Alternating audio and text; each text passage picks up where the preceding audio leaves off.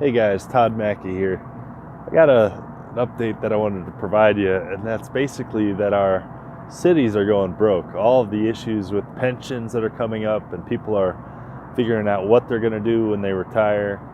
They're basically coming to a standstill, a halt, if you will, on the ability for the cities to provide the money necessary for these employees to retrieve their pensions when they come due. It's a nationwide problem, a problem that exists not only in Illinois, not only in California, but in multiple cities across each and every state that we have pensions in. What does that lead to? It leads to an enormous crisis envisioning people's futures, their livelihoods. So where do you want to put your money? Where do you want to figure out what the best place to put your money is? I'm not a financial advisor. I can't give you that advice, but I can express to you that if they could take dollars, if they could print dollars into inflation just to cover some kind of back end, it's not going to do well for you in the future. We've already run ourselves into the crisis. We're coming to, I'd say, the latter half of the crisis mode that we're in, and we see a lot of policies that are popping up that the Federal Reserve and multiple institutions besides them are trying to accomplish, and it's not boding well for our future in the long run. What I'm saying is that we got to find a safe place to put our money. We got to find a safe place to preserve our wealth, and we see that only in one location at this moment, because we notice bubbles everywhere, right? Bubble, bubble, bubble, bubble, bubble. We can say bubble is the real estate economy. Bubble is the bond market. Bubble is the the stock market. I mean, everywhere you look, there's a bubble. But where is there not a bubble per se?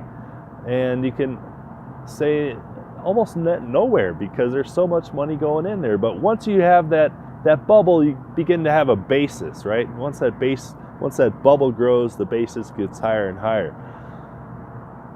So when you say that Bitcoin or Litecoin or Ethereum are in a bubble, these are cryptographic currencies that I'd say are pretty phenomenal in their structure and their scope. But the one great thing about it is that nobody can take the amount of that you have away from you. Nobody can take it away from you.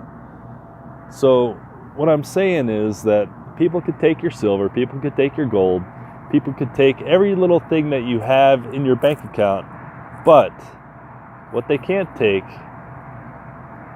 is Bitcoin. Now, I'm not advocating for it. I'm not seriously saying that's what you got to do, but I'm just saying that it's the only thing that they cannot take from you. So it's an opportunity at this time, when it's still below $10,000, for you to manage your risks wisely, actually evaluate what kind of risk potential you have, and then execute accordingly. Only to your risk potential. The older generations, they don't have to worry about this as much.